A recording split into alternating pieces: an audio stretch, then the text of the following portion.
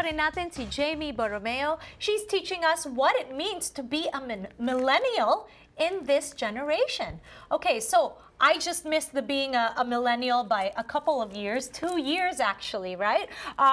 But it also applies to me in a lot of ways, you know, because of the workforce and the recession. I've experienced a lot of things that you're talking about too. So it seems like it's cross-generational. Oh, it definitely is. And one of the things I talk about is we have to have an intergenerational discussion. I say just because I am talking about millennials does not mean that Gen X, the baby boomers, and the silent generation are not relevant to the discussion. If anything, we need everyone at the table coming up with solutions. I only focus on the millennials because I say if you can get this very large generation empowered, get them back into the workforce, they can help and pay for things like Social Security. You can get them competitive in the global marketplace because that's really where we are. And you can build a whole new crop of leaders that can come up with the solutions for our country.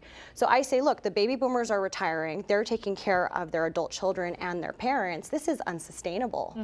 And because Social Security is running out, which a lot of baby boomers are going to rely on, this is going to be a huge issue. What's going to be left for us? Exactly. Right? Yeah. This is definitely a concern. And you mentioned about this being a cross-generational problem.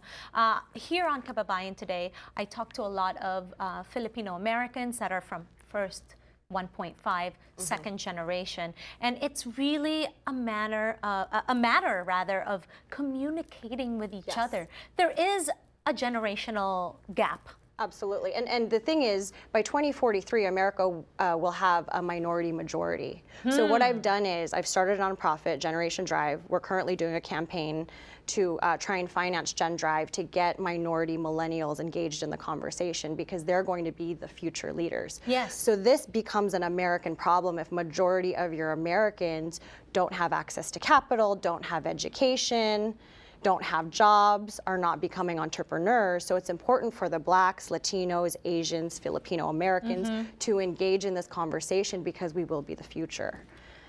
So that's so inspiring. I'm like, yeah, yes, well said, Jamie. You are you're an inspiration. I can't wait to read this book. Where can you get it? So it's actually available on Amazon.com and BarnesandNoble.com for pre-order, but it'll be available at Barnes & Noble nationwide, so you can walk into any bookstore and get that. Okay, and we're looking forward to Pacific Beat as well. Tell me, when is this coming out? We want to watch it. Yeah, so we're in the middle of the sizzle reel and the pilot as we speak. So we're actually producing it with Michael Copon Studios. So Michael left Hollywood and he started his own studio in Virginia.